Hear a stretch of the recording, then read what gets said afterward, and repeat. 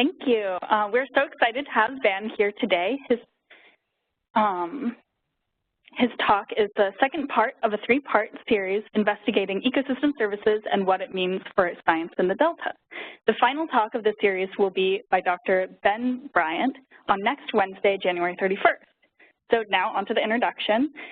Van Butsic is an Assistant Cooperative Extension Specialist and Adjunct Professor at UC Berkeley in the Department of Environmental Science, Policy, and Management, where he conducts research on land system science, fire and forest policy, land use planning, and coupled human and natural systems.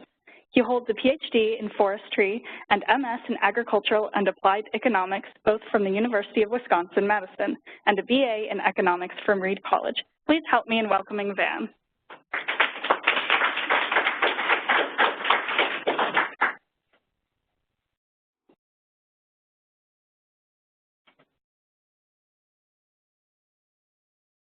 Okay, thank you very much for that introduction, Heidi, and thank you for reaching out for the opportunity to talk today.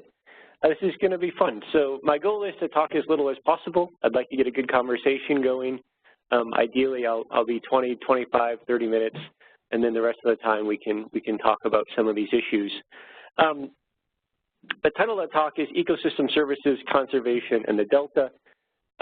I know a lot about ecosystem services, I know a lot about conservation, and I know very little about the Delta. So I'm not going to give you any recommendations of what we should be doing in the Delta. I do know enough about the Delta to know that it's not something you wade into lightly, the policy discussions that are going on about the Delta. But I hope that my talk can be useful to the thinkers in this room who are engaged in those discussions when they think about conservation policy. So I think for many conservation practitioners and scholars of my generation, we sort of grew up with the concept of ecosystem services. You know, I remember engaging with this for the first time when I was an undergraduate. It was a popular theme for my colleagues to be writing on throughout my graduate career, and now as a faculty member, when I do applied work, it's where actually I see a lot of action. And yet, it's been a struggle to put ecosystem services into policy.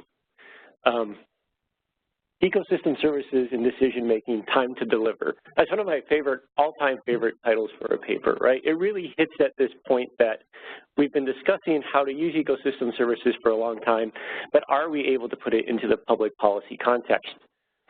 So in my position as a cooperative extension specialist, I do a lot of applied work with communities trying to make better land use decisions.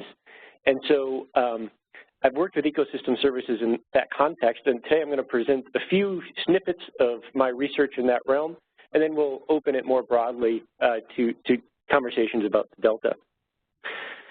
So my first work on ecosystem services in California came working with Sonoma County, and they were interested in how the land conservation that the Sonoma County does to their open space district, how effective has it been at conserving ecosystem services? And they're really interested in basically just having us quantify a number of these services. And so we compared the holdings, the district holdings and the ecosystem services available within those holdings to the total land base, the adjacent lands, the converted lands, and to range lands. Part of this project for me was to test the Invest suite of software. Are people familiar with this in the room?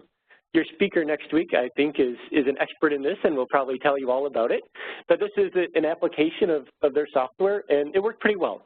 So we used the software to quantify 5 ecosystem services: carbon storage, sediment delivery, nutrient retention, water yield, and scenic quality.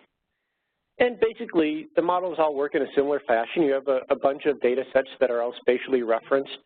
You throw them into Invest, you set some parameters within Invest, and you get out a really nice output, fairly user-friendly, sort of quantifying these values in different ways. And once you've done this research, you can make graphs like this. This is just a scaled response of ecosystem services at the value within each of these different land use categories. So countywide, properties owned by the district, lands adjacent to the district, rangelands, and lands that had converted in the last 10 years. And the results here really aren't the point. The point is that we have the tools to do this type of analysis at broad scales. The data sets are available for a lot of California, and this work is, these are things we can do, right? This was a project that it was myself, one other academic, and a graduate student, with the graduate student doing the bulk of the work as a master's level graduate student. And, you know, we were able to do something like this in 6 months or so. This is not a huge project anymore to actually calculate these types of values and really actually quantify a number of ecosystem services. Now, of course, your output's only as good as the data you're inputting and the models that Invest uses, but I think from sort of a policy perspective, these values are totally fine to start making decisions from. So this is sort of like the basic stuff one can do without too much trouble. In the academy, there's been a number of excellent examples where people have taken a lot more trouble and done some ecosystem services work where they've looked at multiple ecosystem services, the trade-offs between these services under different land use scenarios, and really tried to find land use scenarios that maximize a suite of ecosystem services. This is some of my favorite work by Eric Nelson and Steve Pulaski and a rather large group who at the time was working out of the University of Minnesota, working in the Willamette Valley in Oregon. And this is, you know, I think some of the premier work looking at trade-offs between ecosystem services. And it's, from an academic point of view, just super interesting. They were able to quantify a number of ecosystem services, they quantify a number of future land use scenarios, and then they show under these future scenarios what the trade-offs are between different services. Really powerful stuff. Also nearly impossible to put into action. And so that's sort of where we are today, is how do we actually get the theory, the academic research we're doing, the applied products like natural capital makes, how do we take these and actually get them on the ground? There's a lot of barriers. One of them is, even if we can show trade-offs in ecosystem services, can we agree on what we want? If we agree on what we want, are there legal means to get there? And if there's legal means, you know, will the results be what we anticipate? I mean, did we actually do the science right? These are all barriers. And they make the job of taking ecosystem services from theory to action very hard. But we can do, perhaps, work that's not as complex, right? In the work that Eric Nelson and colleagues did, they have multiple ecosystem services. In the work that I showed from Sonoma County, we calculated 5 ecosystem services. What if we thought about things in a little bit simpler terms? Would that make it easier for us to translate ecosystem service concepts into policy? And so what I'm going to present now is some work that we did in with the Coastal Conservancy, and this is work where they were interested in having us calculate the ecosystem services. They're primarily interested in carbon as their main example. Carbon sequestration for all the properties that they've purchased over the last 20 years or so. And so this was with a group of colleagues at Berkeley. We decided to go back and try to calculate those changes. And for the example here today, I'm also going to layer on some values for other ecosystem services such as grassland habitat. So the first thing we did is you can look at a parcel. You can find the carbon map. You can figure out how much carbon is being sequestered in that area. Not that difficult with today's technology. You can put a price on carbon. This is a made-up price so that my numbers are round for the examples. You can also find a number of examples where people have gone out and calculated the ecosystem service values of other habitat types, not just carbon sequestration. So for example, grasslands. And let's say grasslands are worth $5 an acre per year. And if you have those, you can put together the total ecosystem service the total ecosystem service investment that you would need to make in this property to break even. So we can put this into a formula and we can think about the return on investment to ecosystem services. And this is one systematic way to think about the trade-off between multiple ecosystem services and whether or not these are good investments or not, right? So we can calculate the return on investment as the ecosystem service value calculated for property I in whatever scenario we're looking at, and the cost of investment in this property. And this is a very simple metric, especially when you're only applying it to one parcel, so your summation you don't really have to worry about. And you can just apply it to the values that I brought up earlier. And we can do that. So, right, we have our, okay, this is my pointer. Right, we have $5 an acre. Oops, did I just move us? Oops.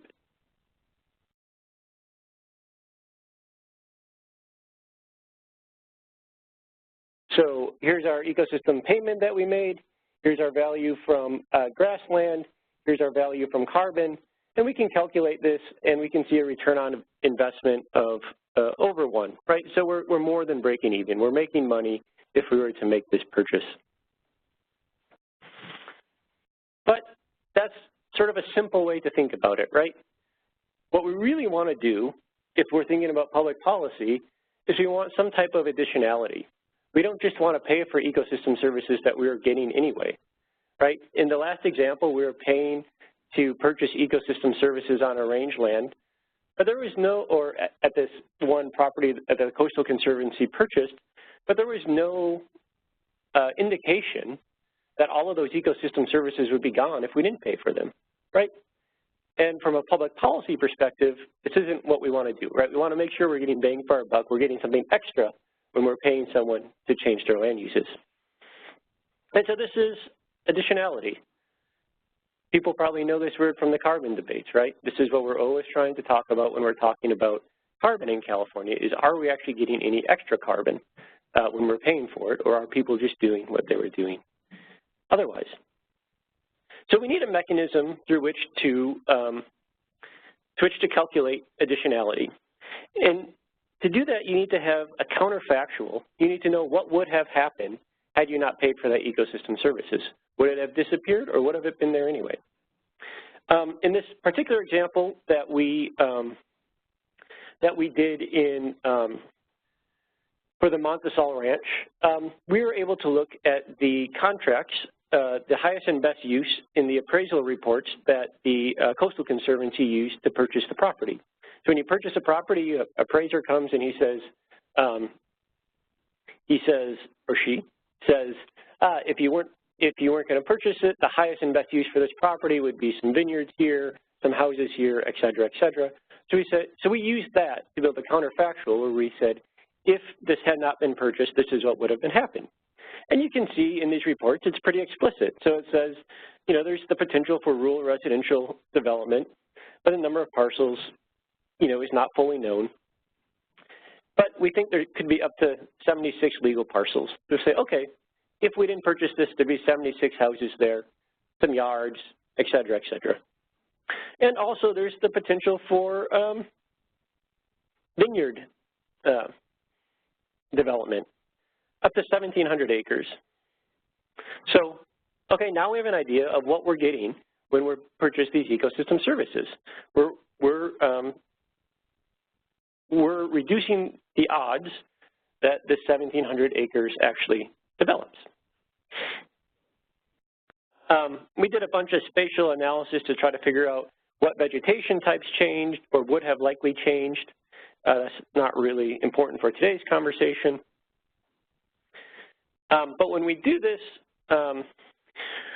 we can take a look and see the number of acres that would have developed versus the ones that stayed in, that even under the development scenario stayed in the same vegetation types, right? So grassland, we see a loss of a couple hundred acres. a little bit of chaparral lost, a little bit of oak woodlands, and a little bit of more chaparral. Does that make sense? So the blue and the red is what we would have lost if we hadn't made this purchase. The green is the vegetation that probably stayed the way it was going to be anyway. So we can then take a look and say, okay, given that we actually would have only lost carbon on the blue and red areas, what was the actual amount of carbon that we lost, or that we would have lost under the counterfactual? And so this value changed a lot, right? We were going to lose 50,000 metric tons of carbon in the scenario, or 50,000 metric tons of carbon under the non-counterfactual, so that's how much the ecosystem service was providing. But under the counterfactual, we see that the majority of that would have been on the ground anyway, even without a purchase. We only were really saving about 12,000. And we did this for 83 properties up and down the California coast, but we're just focusing on one here. So now if we look at our return on investment, it changes quite a bit, right? So before we had 50,000 metric tons at $5 a metric ton, $71, this is our grassland value, times 7,000 acres at that value, minus our purchase price, and we get this positive number, right? This is what we saw before, good return on investment. But if we look at the counterfactual, where we see what actually would have changed under our best guess, well, we're only preventing 12,000 metric tons from being released into the atmosphere. About 1,800 of the acres would have converted, right? So we're saving our grasslands on 1,800 acres instead of 7,000 acres. And when you look at it, we end up with a negative return on investment, right? I see some confused looks and some people are saying they understand. Mainly shaking yes. Okay, so the point here is if we really account for what would have happened in the absence of conservation, we come up with very different return on investment. And it's the difference between counting the ecosystem services that are present versus what would be present without action. And this is the point I've been trying to hammer home on talks throughout California on this issue, mainly because there's a lot of stuff out there where this isn't how they calculate it. They don't take into account counterfactuals. So two reports in particular, these were both paid for by the Moore Foundation, one by Santa Cruz County, one by Santa Clara County. These were both done by economic consulting firms. They don't take into account any counterfactuals in their value of ecosystem services, and they end up with a return on investment of about 6 to 1. Well, okay, that's great, but you're not actually thinking about what would have happened if you hadn't made these investments in open space. And so these values, you see them in the press. I love these values as someone who loves open space and conservation, but as someone who cares about public policy, I really question them, right? And so when I've done, as we've gone into more detail in the papers we're working on now with the Coastal Conservancy, and we have a grant that's just starting with the California Rangeland Trust looking at the efficacy of their programs to conserve land, and we've really started to look into the return on investments. We've come to a few conclusions. The first one is that in California, and this may be different for the Delta, which is a conversation I'm looking forward to having in just a few minutes. In California, if you're looking at agriculture, most of the agriculture is pretty high value. If you're growing wine grapes or almonds, you can actually make a lot of money, right? So what we've seen is that it's pretty darn tough to come up with ecosystem service values that make it so that you can pay a farmer not to convert. If they have land that's suitable for grapes, or they have land that's suitable for almonds, if you're looking to pay for carbon and you're looking to pay for, this is our carbon per acre payment, and this is our grassland per acre payment, it's pretty tough, right? The math doesn't work out. wine grapes, you can make $3,000 a year per acre. Almonds, it can be even higher. And so trying to prevent conversion by payments for ecosystem services for many areas in California, especially the areas that I think are most threatened, right, because these are areas that are good for farming, it's not clear to me that ecosystem services are enough to pay for these. But where can ecosystem services really work, I think, is in changing management. So, for example, similar situation, but instead of changing to wine grapes, the rancher faces the choice of grazing in emergent wetlands. And the option is, okay, they can decide not to graze this wetlands. Now, I want to say some people in here might be rangeland advocates and saying, hey, actually, grazing these wetlands is good for them. In this hypothetical situation, we're saying it's not. I don't want to debate that science point with you. I know there's advocates for grazing who will argue it. You may be right. I'm not a grazing scientist. But so in this example, I'm assuming that the grazing reduces the value of these wetlands. You know, this value of $1,000 per acre per year is an actual value that came out of one of the reports that I showed earlier. So this isn't just me making up a value for wetlands. This is a value that's been used in reports that have gotten quite a bit of press, actually. So in a situation like this, where a rancher is just trying to, or you want a rancher not to graze a specific area, you know, a 5 or 10 acre wetland, all you have to do is replace the nutrients that the cows are going to get from that wetlands, and you're getting these ecosystem services that are worth $1,000 per acre. That's where ecosystem payments can work, right? That's a situation where the public's getting a good bang for its buck. It's taking this low-valued use of the land, grazing, off of an area that's of high ecosystem value, right? So this change in management, I think, is an area where ecosystem services actually have a lot of potential in the policy realm, much more so than actual land use conversions. I think that's a tougher spot to apply ecosystem services. Okay, so you know, a question is, will anybody actually be paid for ecosystem services? There's a few programs that are happening in California where people are being paid a bit for ecosystem services, but it's still tough to get these programs going. You know, it's a question of whether we should be paying only for the additional services, the additionality, or should we just be paying people for not screwing things up? You know, that's sort of a philosophical question. Or do we assume people aren't screwing things up and then we pay them if they threaten to screw things up, right? I mean, these are tough questions that we have to think about. In my experience, it seems like the numbers don't usually work out for land use change issues. If you're converting to a high valued crop, or if you're converting to residential, the values are just really high in California. And the ecosystem service values it's difficult to make the numbers work. But ecosystem service payments could be a very good fit for changing management. You know, they really could work when you're just moving management a little bit and you're getting a big change in the ecosystem service for a relatively small cost to the farmer. Who's going to lead this research and who's going to lead the implementation? I'll be honest, I'm not sure. Okay, so one more slide. You know, what about the delta? How does sort of this ecosystem framework, the idea of changing management versus the idea of changing land use, how does this fit in the delta? I don't know, but I'm hoping we can discuss a little bit right now. You know, wetlands are valuable.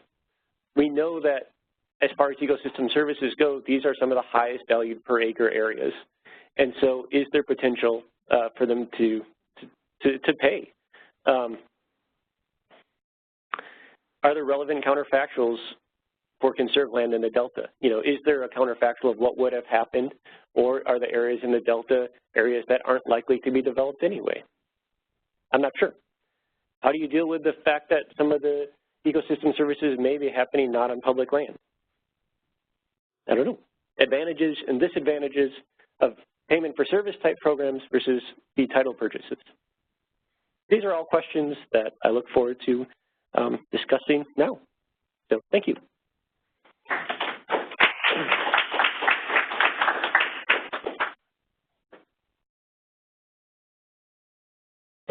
Thank you. And as we take questions in the room, for those listening online, feel free to ask a question in the chat or the Q&A, and we'll see if we can get to them. Hi, thank you for your talk. So I have a question about, because carbon seems like a simple way of understanding an ecosystem service, and you might technically have the same amount of carbon drawn down by if you plant vineyards or almonds versus native grasses, but something that's really important to us in the Delta, maybe not as obvious in Sonoma County because they have very good water management practices, is water and just what is the value of the water. And do you know of anyone who tries to consider that as an ecosystem service, whether water is being put on the ground or being conserved from being put on the ground? That's a great question. I can't think of, one, yes, people do think about water as an ecosystem services, water quality, quantity, and the timing. And I have a feeling that your speaker next week will talk about this. The Natural Capital Group, actually, most of their work where they've been able to apply their software on the ground is in Latin America, looking at water markets. So they've been very involved with this, and I guess I'll defer you. Actually, but you're done today.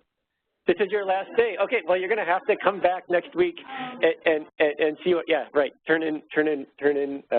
To the webcast next week. But that's a great question, and yeah, I think a lot of the same questions that we apply to terrestrial systems probably work well in aquatic systems, but there's probably some differences as well that I'm not thinking of off the top of my head. Yeah.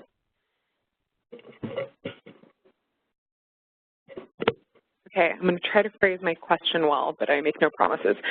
So when you were talking about, quantifying the amount of ecosystem services kind of pre or post changing of land management practices, and you look at things like carbon sequestration, do you look at other types of maybe non-economic values, like if you were to convert farmland to open areas, the amount of money that could be added to the economy for like tourism and recreation? Are those things that you consider, or is that kind of out of the purview of what these projects are?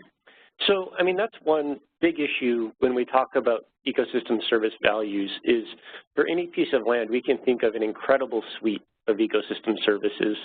And so the questions are, what ones are you going to put into the analysis and are you going to put a value on? What ones are you going to exclude? And then how are you going to go about valuing those things? So actually within the Sonoma County project that we worked on, and then an upcoming project we're working on in Alameda County, we are looking at view sheds as sort of a proxy for the general prettiness of conservation, right? Are you conserving places that people can see, that enhance their daily commute to work? These types of questions. And so economists have put values on those types of things, so they do exist. One thing that I've often thought about ecosystem services and trying to apply it to a policy is, if you're thinking about sort of a cost-benefit analysis and you're trying to make a decision whether you should invest in a property or not invest in a property, you don't necessarily need to value all the services, right? You just need to value the services till you get over a threshold.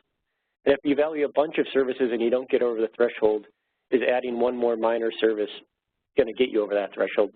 Probably not. So, I think one of the criticisms of ecosystem services is that there's a tremendous number of them, and what ones you choose to value makes a difference in your analysis. But I do think from a practical point of view, hopefully by choosing the most influential ecosystem services to value, you'll get a rough sense of whether or not you're going to make it over the hurdle where it's a worthwhile investment or not, as there's practical reasons why we can't value everything.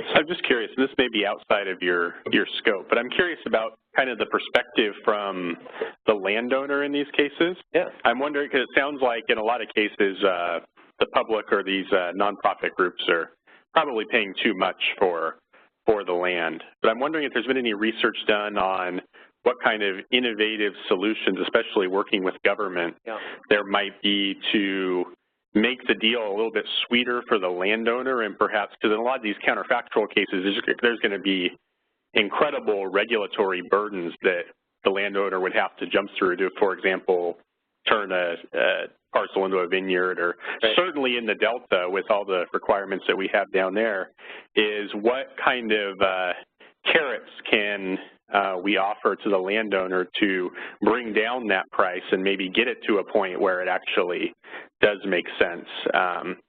You know, and considering not just the counterfactual from the public benefit perspective, but from the landowner's regulatory cost perspective, because presumably if they're going to leave it as open space, you know, the regulatory burden, if it's not completely eliminated, is going to be a lot less.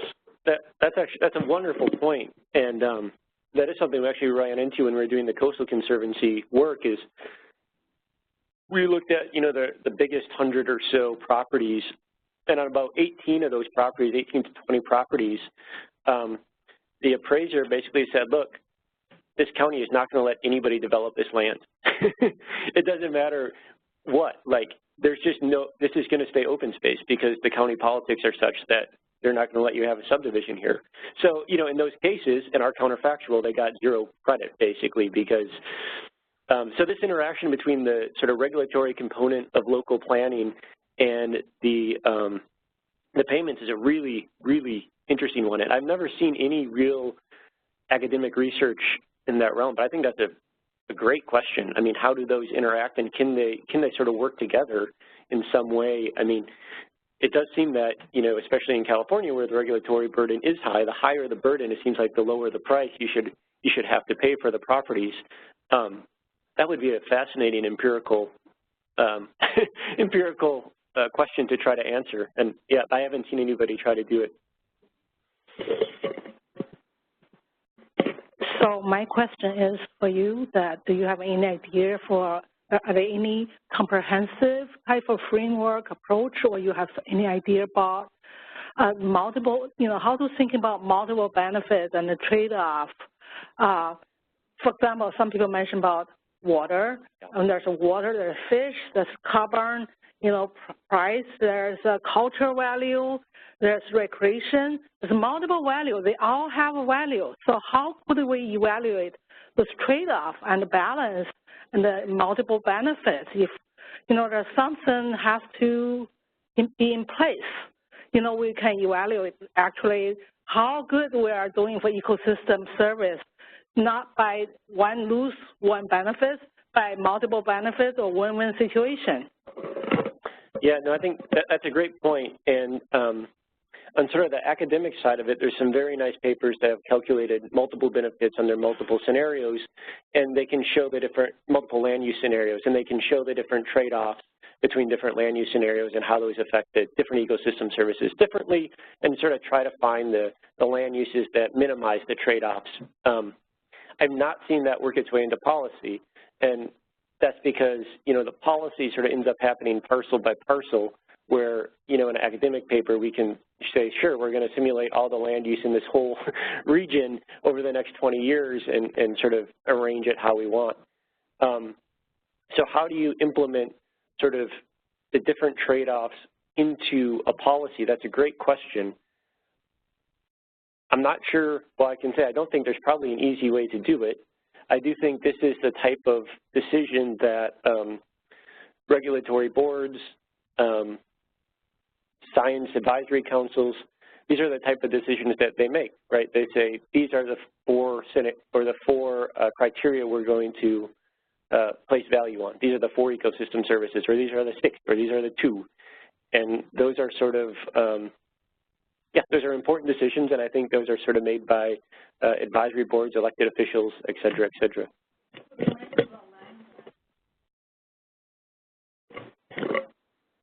Do they also analyze the water and fish, the value of water quality value?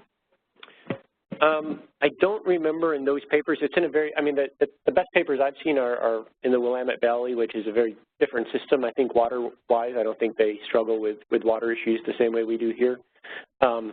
So I don't think that's a main factor in their component, or main component in their analysis. That's a research gap, sure. Yep. I think you somewhat touched on my question now in that last point you just made, but I was curious if you split out some of the different benefits and who they accrue to. So in your examples here, you've used things that maybe fall through the gaps and could be addressed by public policy that the average person may not be willing to pay for conservation of our vernal pool. A lot of examples I've seen are, like in Latin America for the Water Fund, or in New York or Oregon, are from companies, water companies or public utilities that have a constant revenue stream and can pay for this, and they get it, they're a beneficiary. Yeah. Have you, any of the sites have you looked at, have you split that out, but are more public policy shared carbon global benefits versus local, and here's the funding stream that could pay for it, and looked at those different thresholds? Yeah, we have not in our own work, but that's, I mean, that's a very good point. I mean, one thing that we are seeing right now in California is quite a bit of interest in using basically payments for upstream forest management to potentially increase water yield to downstream users, which is sort of the example of ecosystem service management, where there's a very distinct user who's getting the benefits, right? Somebody's getting that water that they're going to put on their agricultural fields or whatnot. And, you know, in areas like that, and of course the famous New York example, markets work pretty well, right? Because there's some guy who's drinking the water, and okay, well, you make him pay for that water, and these market solutions work well. As we've seen globally with carbon, it's more difficult, and probably with things such as biodiversity or vernal pools as well. The benefits are more dispersed, yeah. And so thanks for a great talk. I've been thinking about what you've been saying about getting policy to take ecosystem services into account. Yeah. And I was wondering if you had any thoughts about how Proposition 1 with its funding for water projects, or its requirement that actually a lot of projects with new dams and storage have been getting in trouble with in their proposals, that they have to demonstrate the value in terms of ecosystem restoration or of tourism or different things beyond the monetary value of the water. And only when they demonstrate those kind of services do they get the Prop 1 funding. So I was wondering how that fits into what you're talking about, and if you think that's sort of going in the right direction of including services that aren't direct in. So in this case, maybe they're not gaining a huge amount of money from those benefits, but they are able to get the grant or the government funding by providing those services. So I'm not familiar with this program, but it does sound like an interesting way to at least make using bodies think about ecosystem services that they might not be directly thinking about in their normal day-to-day life. So from that perspective, it could be valuable and could be laying a groundwork for scientists who are thinking about these values, and in the future, if we do develop, you know, ecosystem service markets, that could be some of the baseline data and baseline sort of science and thinking that we would need to develop those markets. So yeah, that's interesting. I didn't know about that. I'm going to see if there's any questions from online real quick.